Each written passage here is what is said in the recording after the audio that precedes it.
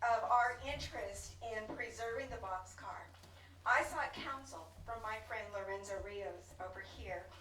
His advice was invaluable, as his mission is to create partnerships within our military organizations and our communities in general.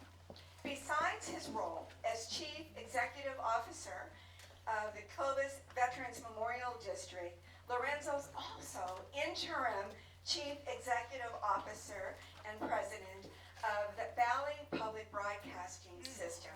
A busy man, but doesn't that reflect, first of all, military organizations and partnerships and community partnerships and organizations? And that is what he does best. So he is also retired Lieutenant Colonel in the United States Army. So let me introduce our Master of Ceremonies for our Patriotic presentation, and something I've heard quite often, especially in the last several days of our veterans programs where Lorenzo has been our MC. He says, "Take it away, Lorenzo."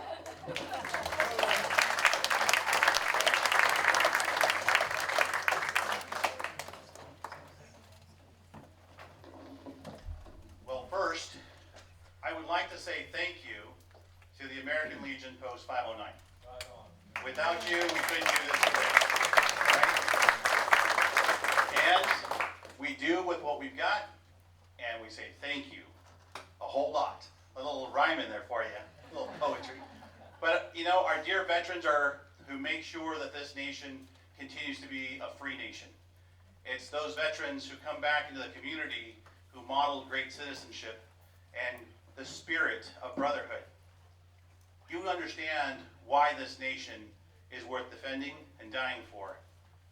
When you say you love this nation, those aren't just empty words. Those are words that are meant from the heart. And so to all my veterans, thank you so much for your service, and thank you for that spirit of brotherhood that you provide.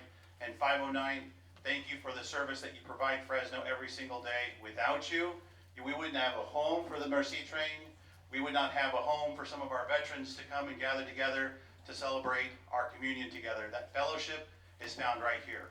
So I can't say enough for our veterans and the leadership that American Legion Post 509 provides the Valley as a whole. So once again, thank you to our brothers from the 509. I also want to say thank you to Heritage Fresno. With your leadership, some of our roots would be lost. And once again, we can't say thank you enough for taking on a duty and a thankless duty where you provide, and most folks may not realize that effort that is provided on a quiet basis. Quiet professionals are what I see in Heritage Fresno. And Janice, I will tell you, that lady has more energy than anyone I've ever met. And she has a passion that is so big, I don't know how that heart can keep so much. But the way she works it is by continuing to love and share her passion with others, and it's contagious. She brings more people together. So Janice Stevens, thank you so much for all you do, and I know you're in here somewhere.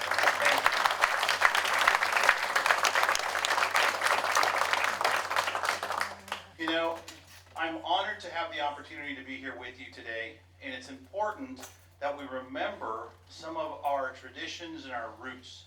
As we move forward, our community is growing really fast. Our nation is equally growing, and it's having many, many influences from around the world. As folks come to our community, as folks come to our nation, if we're not prepared to share our stories and our traditions, ladies and gentlemen, you can look forward to those traditions being replaced by those and from whom people are willing to share their respective traditions. America is a great, great nation. However, it's a concept that's not that old. It's very young. And Reagan said we are about one generation away where that generation elects not to defend and not to advance those traditions for this concept that we understand as America to be something of the past that we can then read about and try to understand what it was to live free. We the people, to form a more perfect union. So says the preamble of our Constitution. It assumes that we do not have a perfect nation, but it's the responsibility of every generation to contribute to building such a great nation. And so it's important that we remember those iconic elements that define us. We're a generous people. The train of resources that was sent to France to rebuild that nation reflects the remarkable generosity of our valley. Our valley is not overwhelmingly rich with money, but it's overwhelmingly rich with love and giving.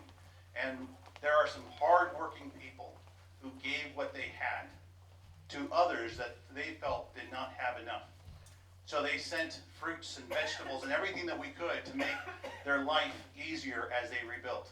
And now we have a token of that appreciation, a symbol of greatness of our community and generosity. It's important that we remember, that we not forget, it's not just a boxcar. It's a symbol of our nation's willingness to give. When we didn't have that much to give, we gave to others that we knew had even less. This boxcar was given to Fresno by France as a thank you for the Friendship Food Train.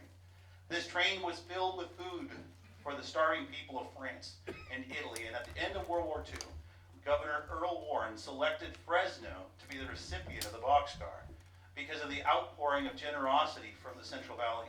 It is a staple of the efforts that our veterans have made, and it shows that our community took part in being responsible citizens. That's incredible.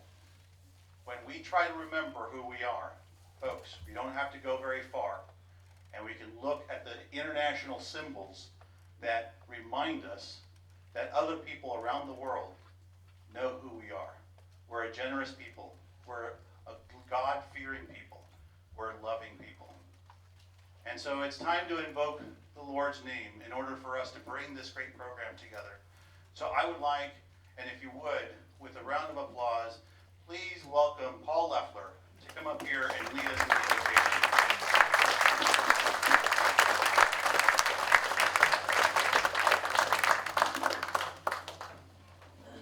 All right, would you pray with me?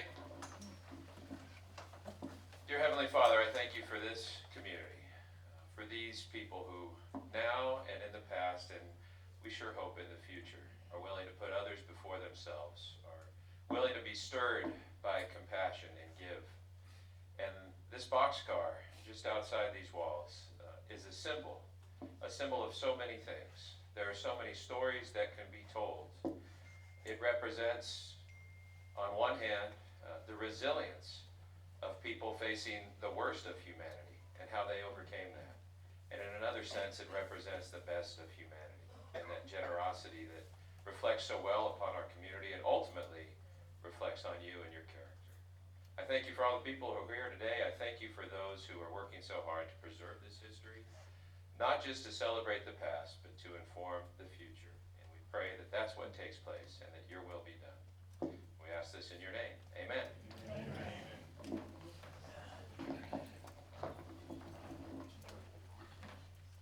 Well, I always know it's God and country. We just invoked the Lord's name.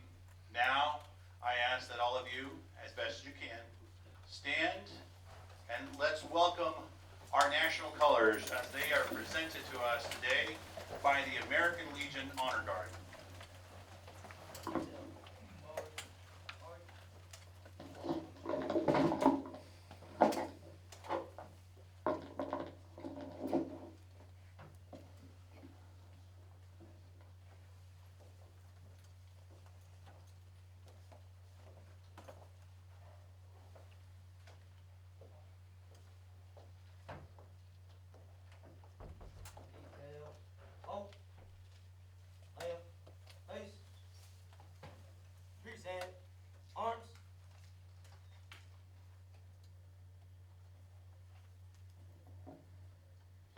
the stage Miss Valerie Salcido to lead us in our national anthem.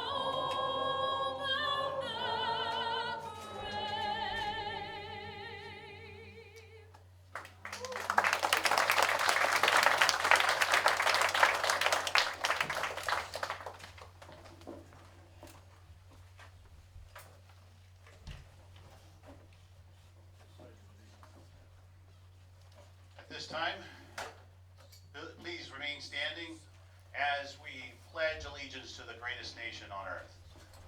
I pledge allegiance to the flag of the United States of America and to the republic for which it stands, one nation, under God, indivisible, with liberty and justice for all. You may be seated. Detail. Order. On. Lamb. Face. Forward. March.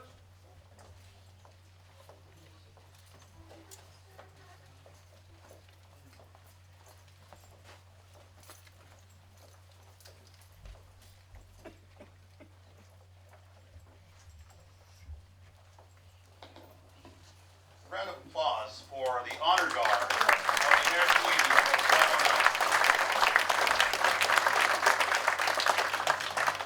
It is now my honor to bring back our classical singer and Miss Fresno County 2011 overall remarkable beauty that is more than just looks, talent, and passion for our veterans, who has dedicated her talents to performing for our military veterans in the Central Valley, to sing patriotic music selections, and has also provided this talent in Broadway shows.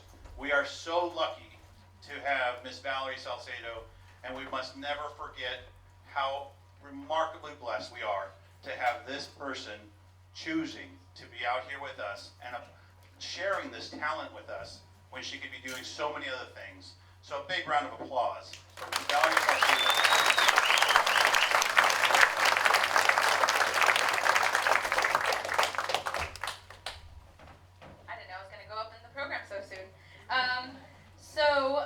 I have two songs that I have prepared for today, and the first one is one of my favorite songs to perform. It's actually from a Broadway show called Ordinary Days, and it's based on the story of a family who went through the attacks of 9/11. And I just thought it was appropriate for today because we all know what we went through that day. We know where we were. We know exactly what happened, and we were all watching TV during that time. And I more recently got closer to performing this song. I've had it in my songbook, I guess you could say, like a list of songs that I want to perform for about 8 years, but it wasn't until I went on my first honor flight I sat behind Andy Isolano, who was a first responder from the attacks, and he now lives here in the valley. And he was telling his story. And I don't know what it was about his story, but I told myself, I need to bring this song out and I need to finally perform it. I think I feel ready. I think it's time to sing this. And right after I had returned from the first honor flight that I went on, which was this past year, I had gone to New York City a couple weeks later and actually met with the composer of this song, so I can get a better understanding of what he wanted portrayed and what his intent was and how he wanted it to be performed to the best of its ability. So this song is called I'll Be Here, and it's based on the story of 9/11, of one family story. And I'm being my own sound tech person, so bear with me as I get the music started.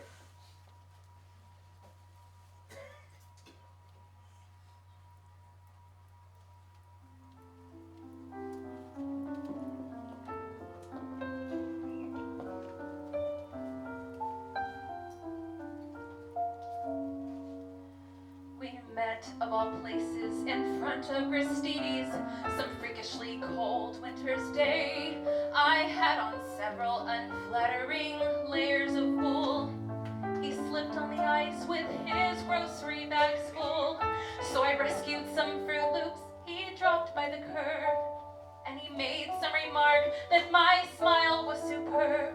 I thought that was sweet, and I started to go when he said, hey, what you doing tomorrow?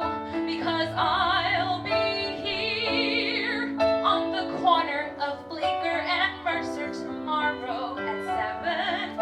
If you want to meet up, I'll be waiting right here. And in case there are two fellas waiting for you, my name's John. He waved and then he was gone.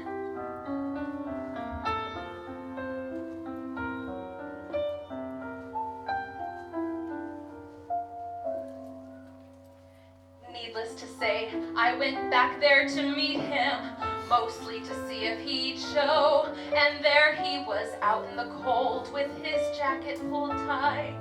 He took me to dinner and kissed me goodnight. The next week we went to this terrible play, and the week after that drank hot chocolate all day.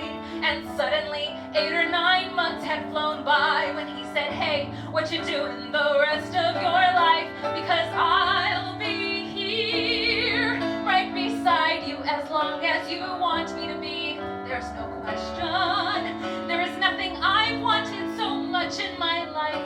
This might sound immature, but I'm totally sure you're the one. And we had just begun. We got hitched in September, our favorite month, with a rock band that played in this old synagogue. And we bought an apartment on West 17th Street and talked about children and getting a dog. Our first anniversary came in a flash, and we promised to take the day off.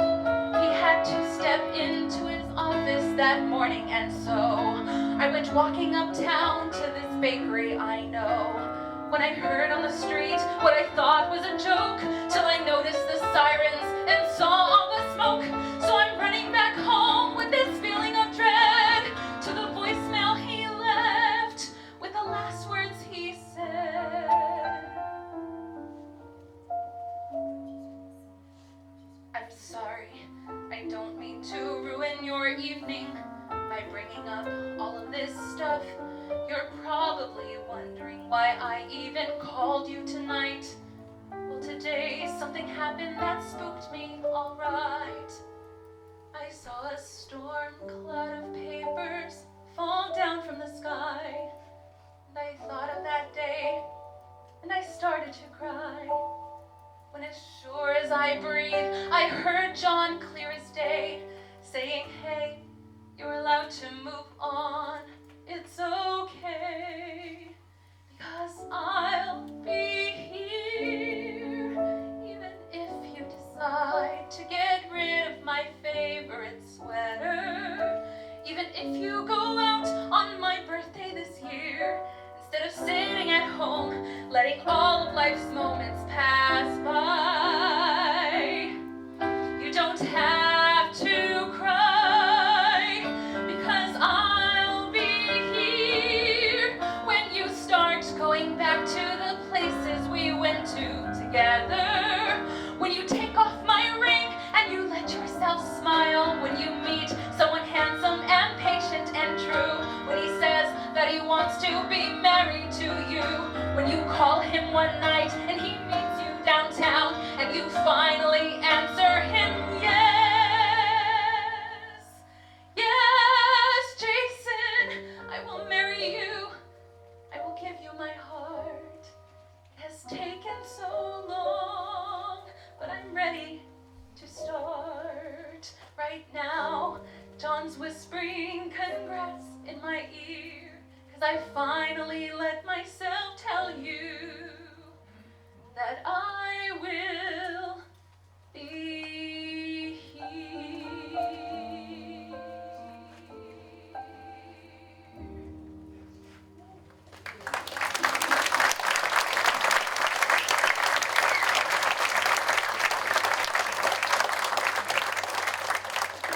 I'm sorry to sing such a tearjerker in the beginning. I'm sorry, Janice. I'm known for that. You know that. I'm known for that. I love songs that are just so heartfelt and that tug at your heartstrings, because I know that they're also songs of healing and they're songs of remembrance. And New York City is a place that I love going to. I love visiting. It feels like home to me.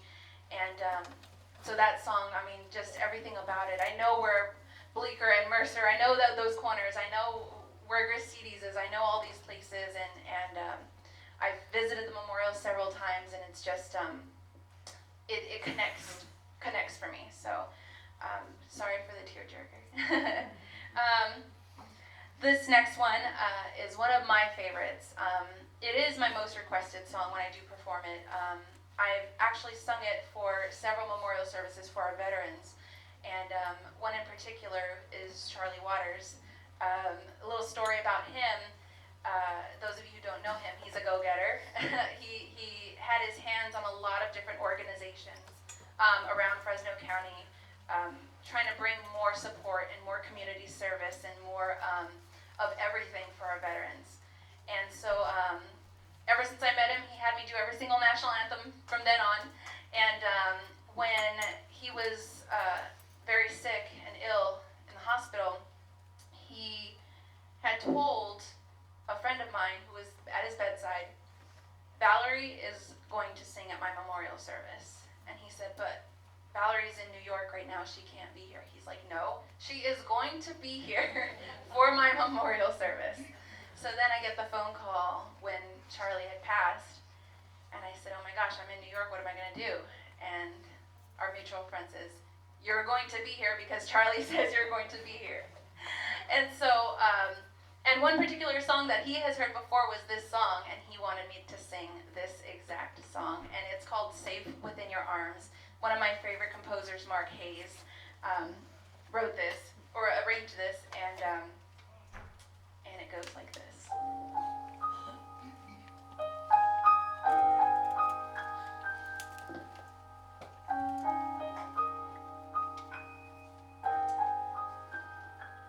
Whether I'm right or whether I'm wrong, whether I'm weak or whether I'm strong, whether I'm sure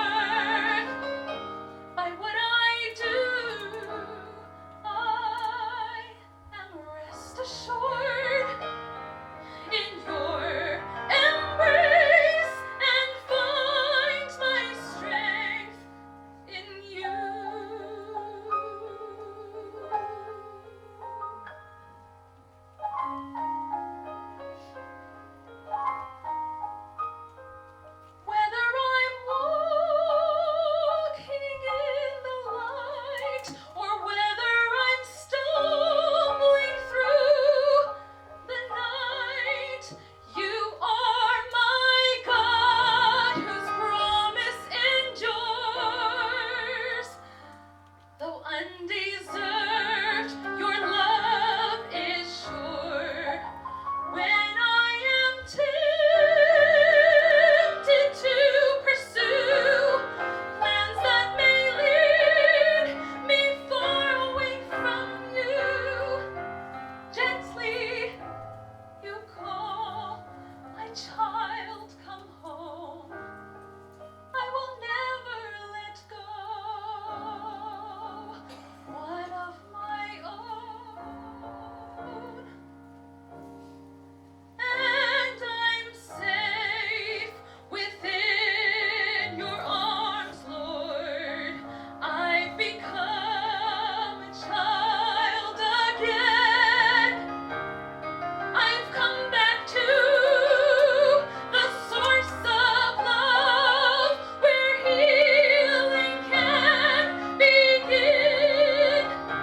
Though the world would say I must be strong and prove my worth, what I do, I am rest assured in your embrace, and find my strength in you.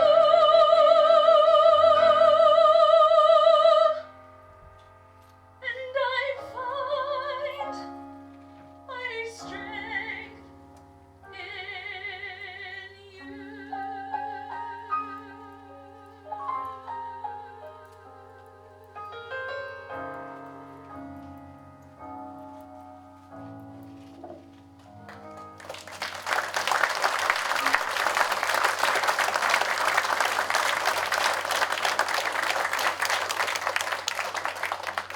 Thank you so much. I'm so sorry. I was getting choked up because I see Vern.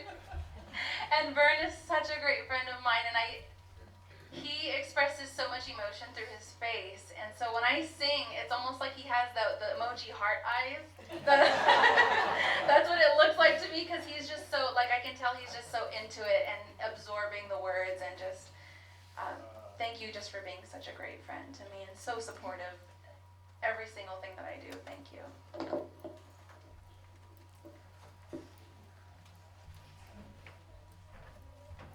A round of applause for Miss Value Something New.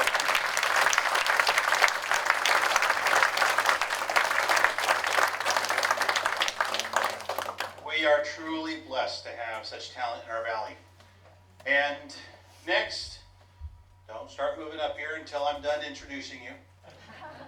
I have some great folks that we're going to be listening to here in just a short minute. First, the interviewer. This remarkable man not only led us an invocation because he is a man of God, his faith is very strong, but his commitment to our community is bar none one of the strongest I have found in a person of his age. He's a young man who has continued to give in so many different arenas. He is part of the leadership of the Central Valley Honor Flight. He is the host of a syndicated radio program, Hometown Heroes. I know that you hear his voice also. If you enjoy sports, you will hear him leading the charge as it pertains to our sports. But he's also a remarkable person at bringing out these stories in our heroes that sometimes will never even share with their family.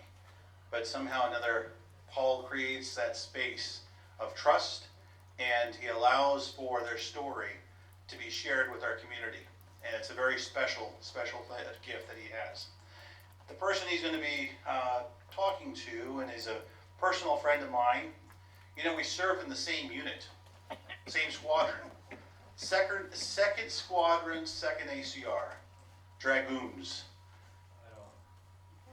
That's right, always ready, toujours prêt. That's the man, Vern Schmidt. He is a World War II hero. He served in Echo Company 358 Regiment, 90th Infantry Division in World War II. We're going to have the opportunity of listening to his wonderful story. So, if you would, please, with a warm round of applause, welcome both Vern Schmidt and Paul Leffler to the stage.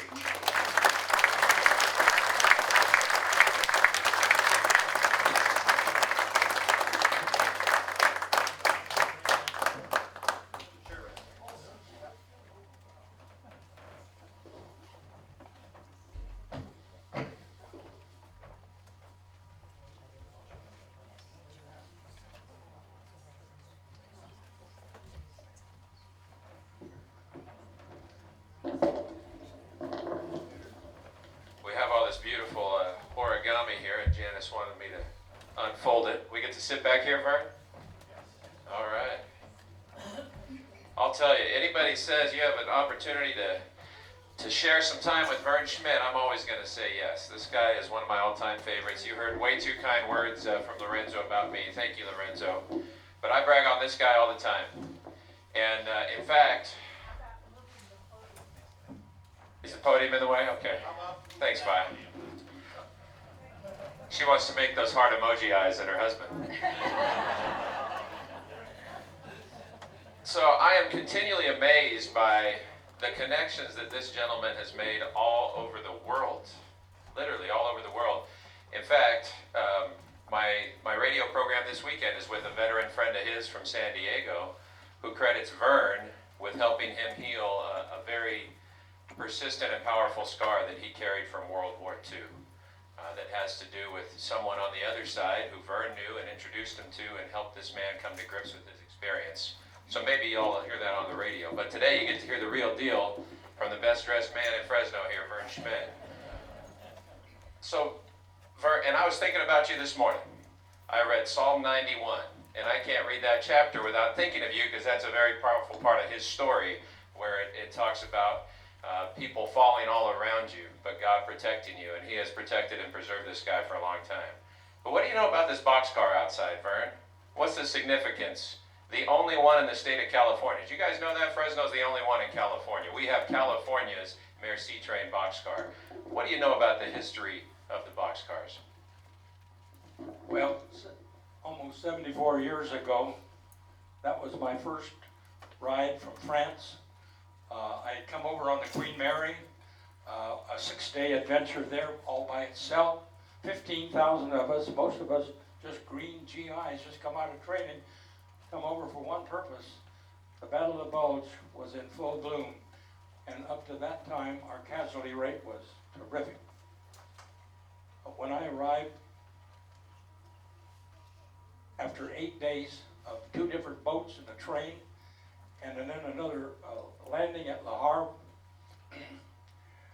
when it got, after we had a great meal in a great big building there featuring Glenn Miller and his World War II band, they said outside, everybody outside, and mount up. Now, some of you probably don't know what mount up means, but it means crawl in whatever's handy. And here was these boxcars, like this one sitting outside, one behind the other as far as you could see. And we all crawled aboard, not knowing where we were going, who was in charge.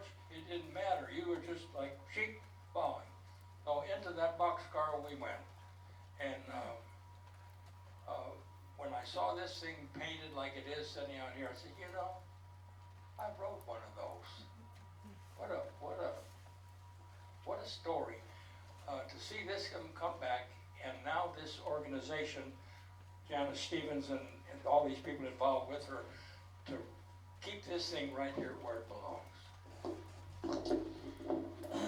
Yeah, what a thrill to have Heritage Fresno taking on this mission, so future generations of people in our valley will know the stories and can share them with those that come after. And I'll tell you, just walking in here today, I was so encouraged to see this crowd, such a great crowd.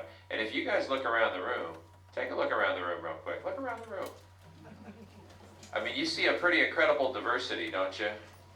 A lot of the messages we hear are intended to divide us or tell us how different we are. And if we look around the room, we don't all look the same. We're not all the same age. I know we don't all have the same religious beliefs. We certainly don't have the same politics. But I think I saw everybody standing and saluting the flag. And there's one thing we agree on. And clearly we agree on the importance of preserving this history. So Vern, you rode on one of those boxcars in okay conditions. wasn't too terrible. I mean, you had to get where you were going somewhere. But there were others that you know very well. If you guys don't know, Vern is the longtime commander of the local chapter of the American Ex-Prisoners of War. He wasn't a prisoner of war, but his brother was. And Vern has done so much to serve ex-POWs for many, many years. And I bet you've lost count of how many ex-POWs you've met who had a story about boxcars like that. And I bet a lot of you in here know why they were called 40 and 8s, but why don't you remind them why they were called 40 and 8s?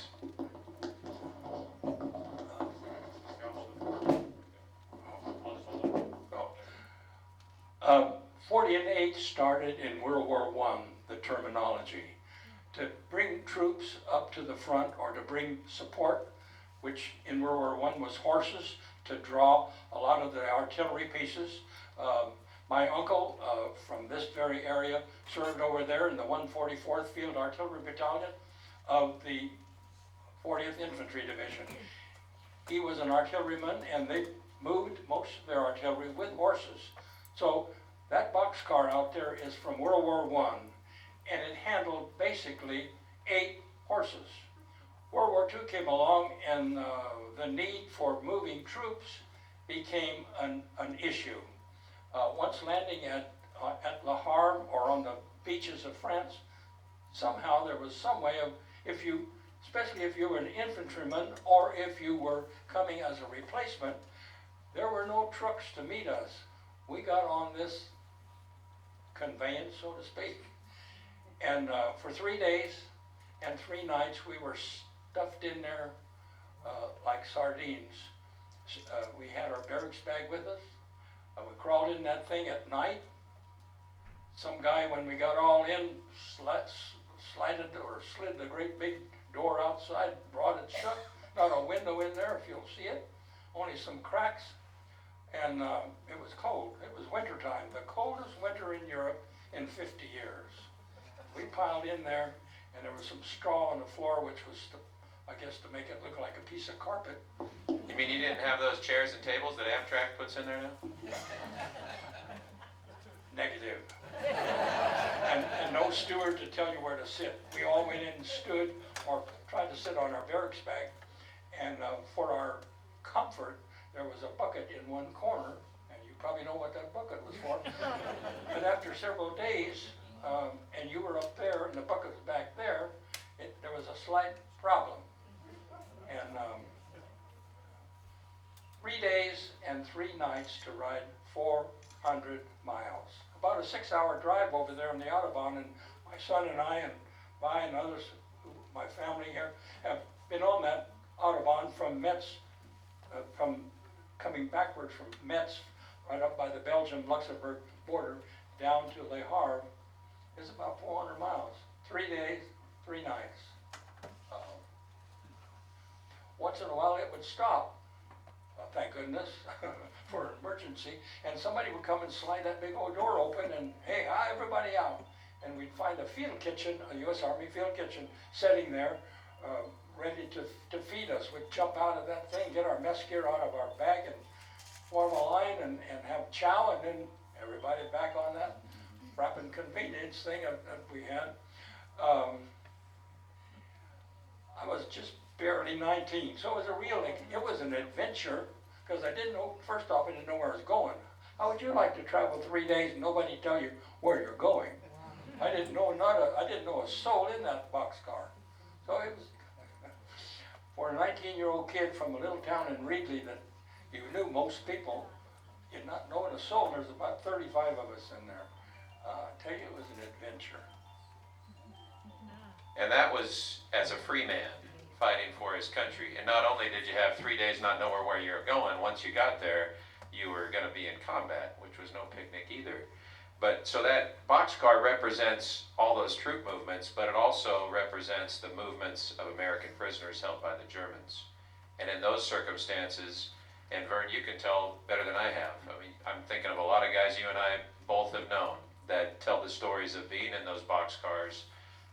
They may have been starving, they may have been wounded, and they're packed in there, remember, for 40 people, designed for 40 people. I've had guys tell me they had as many as 80, 90, 100 people stuffed into there. There's no room to move. If you have broken limbs, you can't sit, you can't lie down. Obviously, you can't relieve yourself. And they were prisoners. So if you think of the train stopping at that point, if they tried to escape, they'll be shot. It represents, those boxcars represent incredible memories for those ex-POWs. Can you think of a single story along those lines, Vern, that you've heard one of your ex-POW friends share that really stands out to you? I'm blessed today to have two sons of POWs in our audience today. Mike Thomas, whose father was Mike Braden on the back, almost in the back there. Mike Thomas's dad was a crew member of a B-17 shot down over Europe. And Narvel Connor, his father, also an infantryman was in the very same stalag or same prisoner of war camp as my brother was. Never knew each other until many, many years later at a convention we had right here in Fresno. Came down and sat and talked with his father a brief time and got to know who he was.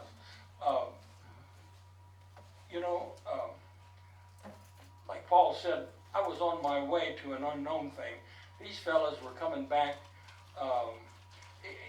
At the Battle of the Bulge, we had 80,000 casualties, 19,000 of our GIs killed in 5 weeks.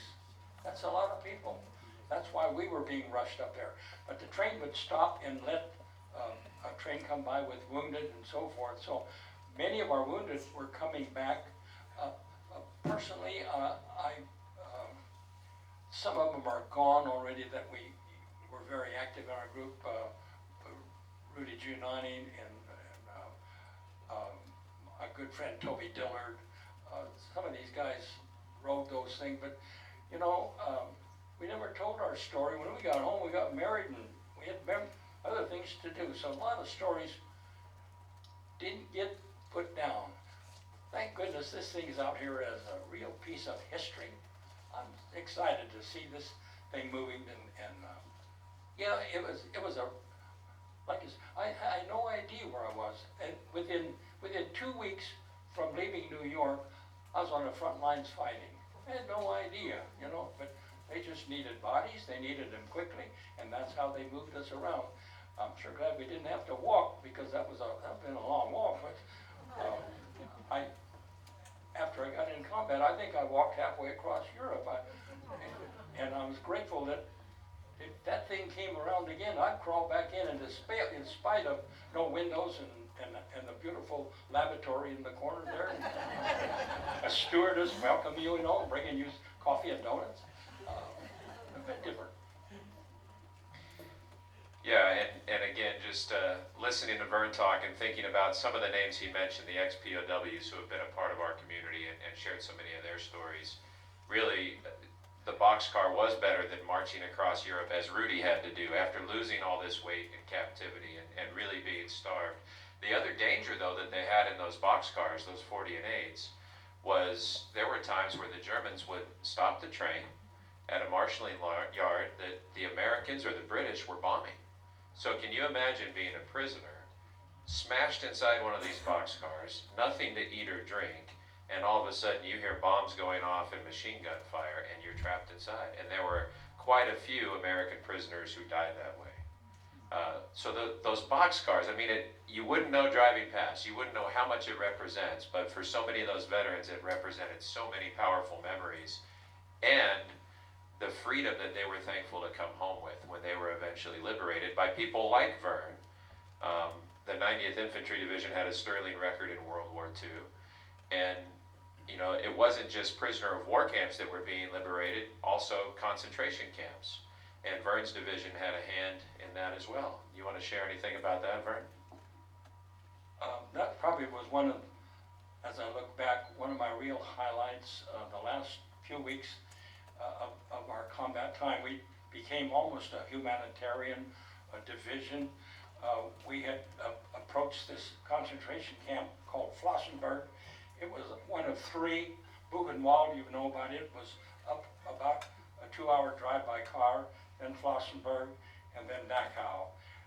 On April the 16th of 1945, they emptied out every walking soul out of Flossenburg that could walk, and started on a death march food, hardly even thought of. Guards up and down, dogs in there. If you couldn't walk, you were shot. I was on, we're on that death march, and every once in a while along there, this pathway of 11,000, within 10 days, half of them are dead. I'd see maybe an arm sticking out of the ground or a boot sticking out where they would either shot or died, and they just dig a little trench and roll you in there and put a few leaves on top. A terrible way to honor somebody, even though they were combat, they were refugees, they were mostly Jewish people who had not committed any such of a crime. But to see this for a little 19-year-old kid was pretty tough. I've been privileged to meet a number of the survivors over the years. I was back over there with my son in 2015 when they celebrated the 70th anniversary of a 3-day affair. We had a sit-down dinner like this, 400 people on a sit-down dinner at the camp, erected to honor those who came back from all over the world, came to celebrate their anniversary of 70 years. A lady came to me, she spoke perfect English. She said, "I'm from Belgium. My father's sitting over there in a wheelchair. He was on that death march. He would like to meet and talk to you. Would you come over there?" I said, "Sure." So I went over there, and he began to share his story through his daughter. Two of his brothers were in the camp with him there. One died of starvation. The other was executed for some unknown reason. He's the only one left. He was 17 years old on that death march. And it became obvious that he could not walk. And he said, "If I can't walk, I'm shot, I'm gone." 17 years old. One of his buddies grabbed him, propped him up against a tree. When the guard walked by, he appeared to be standing. He said, "Vern, then you guys came out of the woods and set us free." Tears come rolling down his cheek. He said, "I could never thank you people what you did for us. I wouldn't be here today had it not been for you guys." Another little 15-year-old boy, 10 of his family members, all killed in the concentration camp. He was from Poland. He said, "I have nothing to live for." One of my buddies went through the gate and actually liberated this little guy, brought him outside, and he said, "I have nothing to live for. I have no country. I have nothing. I have no parents." But a couple of GIs grabbed him and said, "Hey fella, there's hope." They quickly got uniform stuff, cut it up, and actually made him a little GI American uniform. First off, his little mind says, maybe there is hope. Maybe there is somebody that loves me. They eventually traded him off as we moved on to other troops. He eventually made it back to the States. Immediately enrolled in school to get his citizenship, enrolled in a college, in an ROTC program, mind you, to become an officer in the United States Army. He served during Korea. I've met him so many times, and he just grabs me and says, "You guys made life all over for us." But after the service, he went back into school and became a doctor of psychiatry so he could work with some of his Jewish people who were in the same shape as him or had come out of these camps. And today he's still one of my friends. He lives in New York City. My daughter and I were with him in 2016. 3 years ago, we were invited to the United Nations Week of Remembrance of the Holocaust. And because I had been involved there, a German lady, a German school teacher who is involved with the Holocaust, helping yet today, if there's a survivor, is there someone out here yet that needs help? She's right there. She called me, she said, "Vern, can you come to New York? There's going to be a host of people from all over the world that you people help liberate." And so I just lost my wife, and so my daughter and I went there, and what a welcome. Everybody got a name tag. Mine didn't say Vern Smith, mine said Liberator. I said, I just showed up, but it was almost a 2-week time of of our division liberated. We set up a field hospital immediately on this particular occasion. I've been back to the little town where we set this thing up and brought these people in and gave them first aid and whatever. But there's story after story. Another one was a gentleman up in Turlock.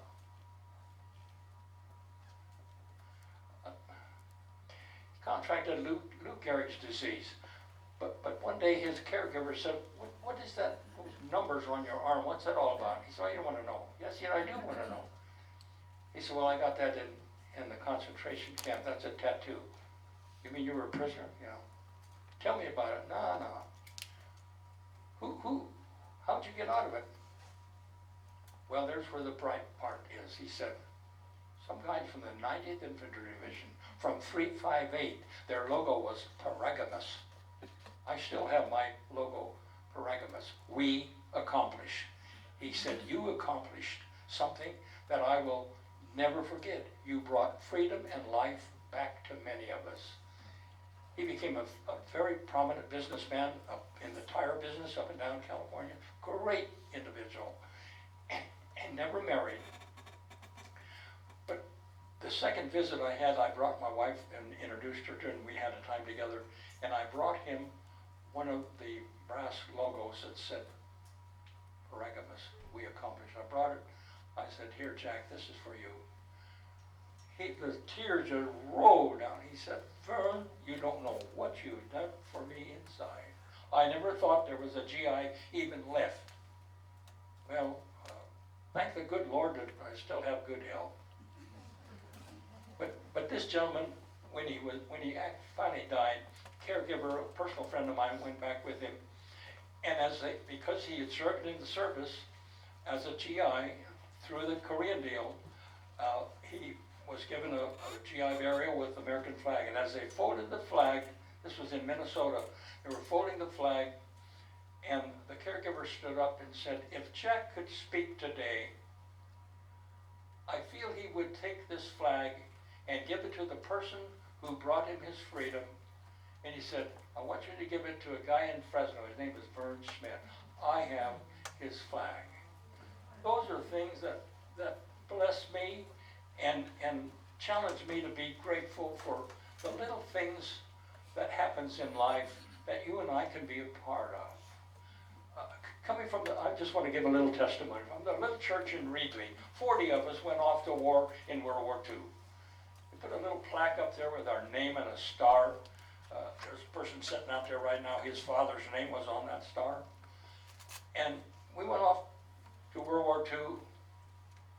But in the interview, in the intervening time of that 2 or 3 years, whatever it was for us, someone in that church, my new bride over here, her mother was one of them, her father was on their knees 24 hours a day. Someone in that church on their knees praying for the 40 of us.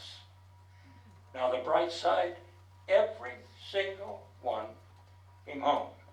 Now that ain't luck, that ain't fortune, that's God intervening, and if that's my belief today. I'm here because the Lord made things possible for me to come back and, in some small way, tell the story.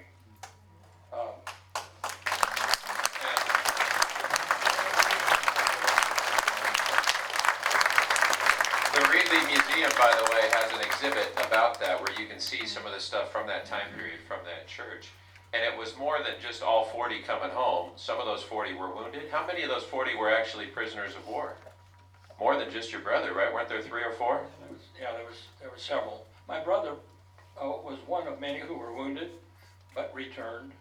And my brother was probably the first one to come back, because when the prisoners of war were liberated and given enough health aids and clothes and such, they sent them home immediately. My brother Glenn was home before the war even ended over in Europe. And he was asked immediately to come to the church there in Reedley and tell what happened. It started a ball rolling that people said, I remember those times on the knees. You prayed, but you didn't see the answer immediately. But, God has his own times. But these people came back so grateful. Many of them became personal friends of mine and had a story to tell that honors not only the Lord, but honors this country. They're proud Americans. I'm happy that I'm a red-blooded American, and then if I stumble and fall, you got to say, hey, at least an American. And if you fall, you always want to fall forward. Well, there was something you said a moment ago, Vern, that really struck me. And we could sit up here all day because really this guy has connections all over the world and incredible stories. And it really comes back to something that I think he just said. And before I repeat that, just a real quick aside about his brother. His brother went through some horrible things in a prisoner of war camp. And he introduced me to another veteran who said his brother saved his life by his resilience and his hope in the midst of their suffering. But another crazy thing, how long after the war was it that you guys went back to Germany? And he actually found it. When he was captured, his brother had been shot in the helmet. It went in the helmet but didn't penetrate the liner and went back out. And but he couldn't get his helmet back on. So when he was captured, he couldn't take his helmet with him, and he left it in the bunker that they had been in, the pillbox. And what was that, 30 years later, you guys went back? 18 years later, his son went in the bunker and found his helmet. Yes, he told his son, don't go down there, it's dangerous. And his son comes back up with the helmet that his dad had left in there 18 years before when he was captured. You can't make this stuff up. And we're just scratching the surface of all the stories Vern has. But I think the reason he has so many stories, the reason he's touched so many lives is something that he just said a moment ago. Do you remember when he said, I just showed up? It's not always easy to show up. Sometimes the task you're being asked to do is difficult, or it seems overwhelming. You think, what's really going to come of this? But that's what I admire so much about Vern. His heart is so big that he always shows up, no matter what it is. And as a result, he has been used in so many powerful ways to bring about incredible things all over the globe. So I'm just proud to know you. And I think he's one of the veterans we have here, but I know he's not the only one. How many other veterans do we have in the room right now? Quite a few. Let's give him a hand.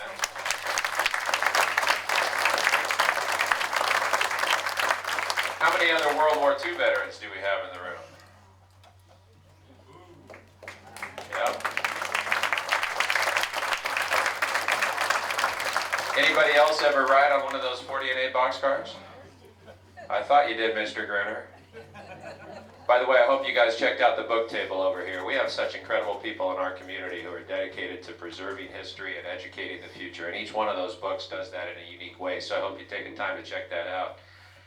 Vern, like I said, I know we could sit up here forever and talk about it, but is there one last thought you have about why it's so important to do the kinds of things you do all the time, to make those little connections? This guy has visited the grave of all the people in his unit that he knew in the war who passed away. He's returned artifacts to the families of the fallen and gone to great lengths to do it. He's done this all over the world. Is there something that you would say really fuels that? Why is it so important to you to preserve that history and to make sure that future generations understand the sacrifices that have been made? Well, we have a flag that's a symbol of our freedom. And World War II, to some of you who may be younger and were not around in that time, Hitler had one objective: to conquer the world. We were going to speak German, and he was going to be in control. But one thing he didn't know or realize was the tenacity, the determination, and the go for broke of the American GI. We outmaneuvered him. Thank goodness for generals like, I served under General Patton, General Bradley was there, General Eisenhower, many generals I have met over the years. These people were leaders, and I'm grateful. But the thing that begins to bug me is, since I retired and wrote my story, I see so many people oblivious to what 400,000 GIs laid their lives and passed away and died under various circumstances for the freedom that those young people, one of the gentlemen back here brought his grandchildren, 3 of them back there. That's what we want to do. These people need to know why that flag flies up there and why we have our freedom. It's not an entitlement. I didn't know what that word was until the last few years. And there was another one called welfare. I thought it meant, how are you feeling? And these people have a different concept of some of those words. So I've been so privileged to meet so many of these people that foreign countries. I brought them over here, and they can't say enough good things for what we did. But our younger generation just takes things for granted, and we can't take that for granted. Somebody paid a price. As I said, 400,000 GIs in World War II paid the full price. They never came home. If they did, they came home in a box and are buried. They never saw liberty, never saw victory, never saw a shining light again. Those people paid a sacrifice for us, and we need to keep that thing going. That's one reason I'm so excited about that boxcar. It's a living legend of something that happened in over 70-some years ago, and good people in this organization that are behind this are striving to make sure this stays here. And it's a legacy that we can't forget or must not forget, because yours and my freedom hangs on that for what happened 75 years ago now, as those guys laid down their lives. A cemetery in Coville, right at Omaha Beach, almost 9,600 some guys lay there, were killed in that area. 1 out of 10 comes from my 90th Infantry Division. 1 out of 10 paid the ultimate price for the freedom. They never came home. They never saw the beauty of their family again. Again, I'm blessed. I'm blessed. As Paul said, I've visited every grave of my guys but one. And I just found out 70 years later that he's buried at Arlington Cemetery, and I've been there 3 times and never even knew he was there. But I've gone to Colorado and visited one, been all over Europe, the 3 different cemeteries, and visited buddies of mine. In one day, 2 days in a row, I lost 2 different squad leaders. Just like that, gone. You never see them again. You know, I'm blessed, and I've been blessed with a beautiful family and people that I see sitting out here. Real people, or you wouldn't be sitting here today. I'm blessed for everyone that showed up. My little bride here for almost 3 and 3. She keeps track. I think it's 3 years and 7 or 8 or 9 months.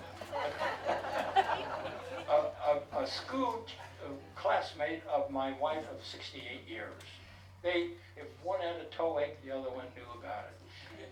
My wife was in her wedding in 1946, in January 1946. I was still overseas in World War II. My wife was in her wedding. So there's no excuse that when she came around and said, Vern, you came to church and said, you're sitting in my seat. I move over, make room for her. Her brother-in-law comes along and says, what are you 2 doing for dinner? I didn't know we were doing anything for dinner. But we joined a group for dinner, and they were all married people. We walk out, and she said, hey, Vern, I didn't get a bill. I said, really?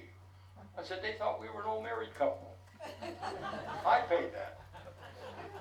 Here's the clicker. I'll take care of the next one. I'm so glad there was the next one. We have enjoyed ourselves. Thank you again. I'm just blessed to know so many sitting in here that I see on various occasions. I have 2 widows back there from POWs. God bless them. They're so faithful in helping us in our group, and they're the backbone. The one sitting back there, her husband was at the 101st Airborne, who jumped at dark on June 5th, June 6th, given it whatever hour their airplane was over. He landed in a German machine gun nest. Never got a chance to pull the trigger. Became a prisoner of war right after he landed and took off his parachute. You know, but she's a faithful lady. She loves our place. And God bless those people. Just wonderful people. And I love this man right here. He has done so much for our community in all aspects. Hard to keep up with him at times and even find him. But he loves America, he loves the Lord, he loves people, and he loves what he's doing. And he's just a gracious guy, man. Paul Becker. Thanks, Kurt. Well,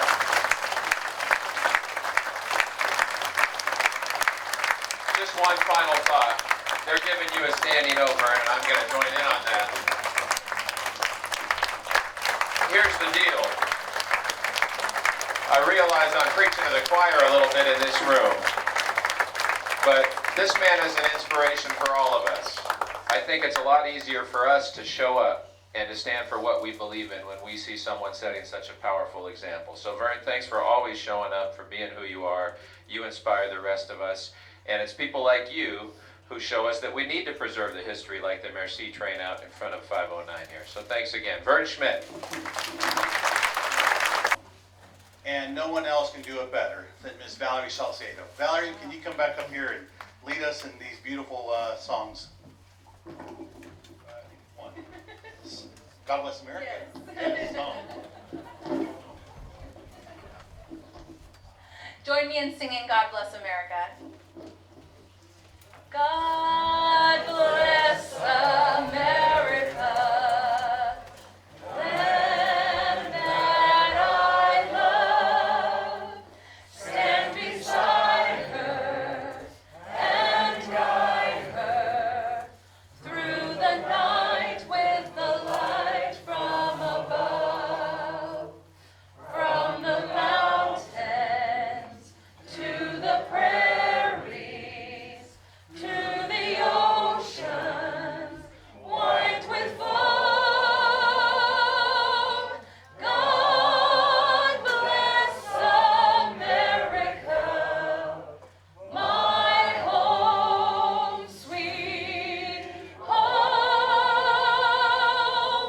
God bless America, my home, sweet home.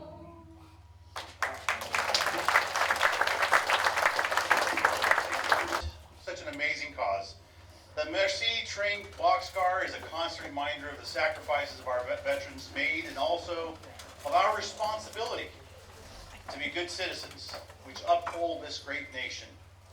You know, sometimes people forget our service members defend this great nation and our way of life overseas and wherever the conflict would call. Where the threat is, there we will match it and we will face it. We won't bat an eye. We won't look away. We will take it on, straight on. However, there's a responsibility back home for the citizen to do their part to defend this great nation by, as Vern would say, showing up, voting, having an opinion. Don't be afraid to say what you believe. Don't be afraid to look for the facts. If you stand on one side, or you stand on the other side, at the end of the day, what other side you look at it, you stand for America.